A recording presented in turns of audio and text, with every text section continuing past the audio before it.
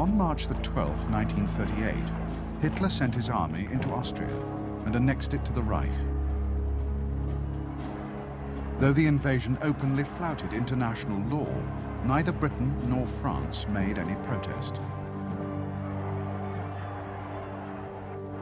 Encouraged by his victory, Hitler turned his attention toward Czechoslovakia. He began demanding the return of the Sudetenland, a Czech region inhabited by ethnic Germans. International tension over the issue mounted steadily to the point where war seemed certain.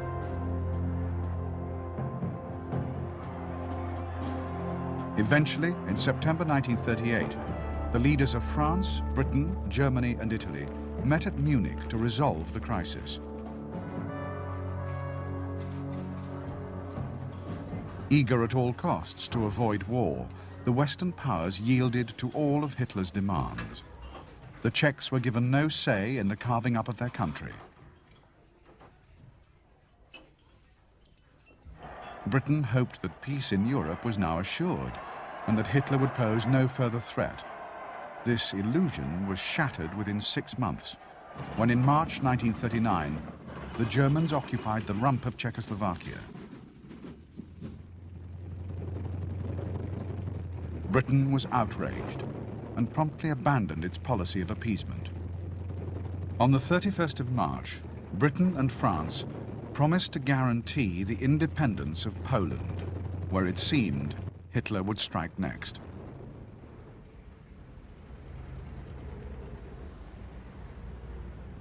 Just 3 days later, Hitler ordered his generals to draw up plans for Poland's destruction.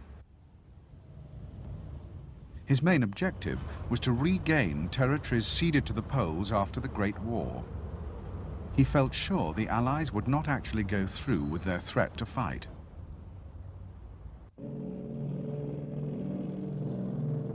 In August 1939, he stunned world opinion by signing a non-aggression pact with the Soviet Union, his most hated enemy. A secret clause in the pact arranged for the partition of Poland between the two powers. With Russian complicity thus assured, Hitler massed 59 divisions along the Polish borders and prepared to launch them in converging attacks. The German formations included over 2,500 tanks and 2,000 Luftwaffe fighters and bombers. The Polish forces facing them were spread out all along the 1,750 miles of the frontiers with Germany. They comprised 7 armies, totaling 30 active divisions and 10 reserve divisions. They also possessed 12 large cavalry brigades, 475 tanks, and 445 aircraft.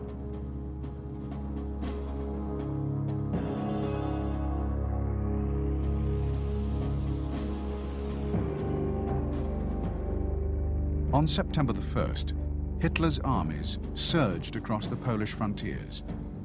In the north, the German Third Army advanced from East Prussia and the Fourth Army from Pomerania. In the south, 8th and 10th Armies attacked from Silesia and 14th Army from Slovakia.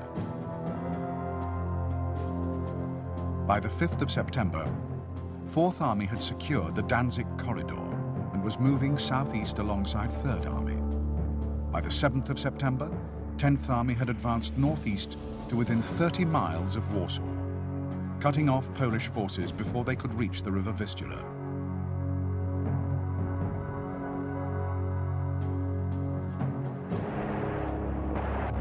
The main basis of German success in Poland was an entirely new tactic which came to be called Blitzkrieg, or lightning war. Blitzkrieg relied on the deployment of armored forces in entire divisions.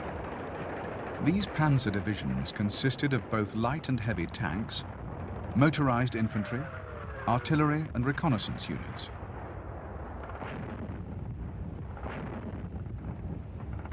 Once the massed heavy tanks had punched their way through enemy defences, the breach would be consolidated and widened by the following wave of light tanks and infantry.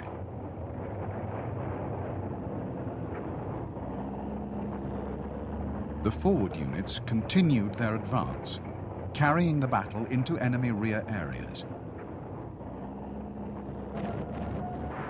A key element in Blitzkrieg was the close ground support provided by the Luftwaffe, whose airstrikes helped isolate frontline forces and cut them off from any logistic support.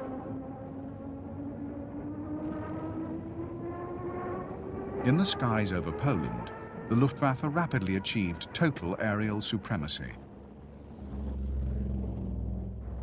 Attacks against Polish airfields wiped out a large portion of the Polish Air Force on the first day of the war.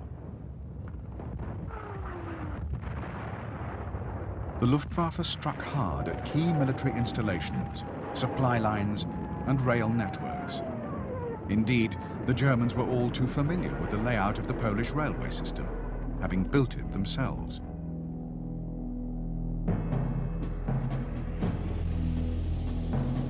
On the 10th of September, the Poles began a general retreat toward the southeast of their country. On the 15th of September, the German Third Army completed its northern pincer movement. 4th and 14th Armies completed the encirclement from the east by September the 17th.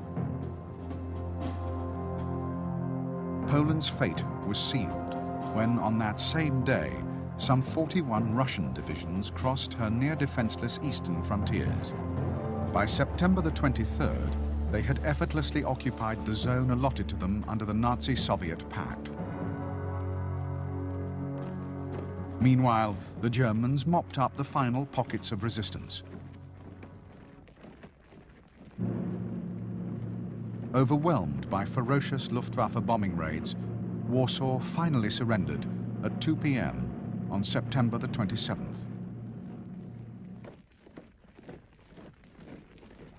The German victory had been achieved with the loss of only 44,000 casualties, compared to total Polish losses of nearly 1 million in killed, wounded, and captured.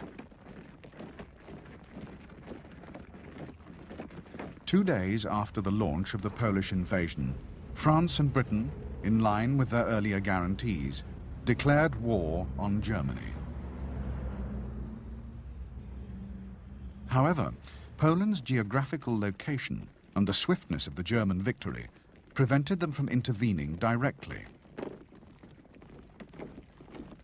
The French briefly advanced across Germany's western border, but upon hearing of Poland's defeat, they withdrew.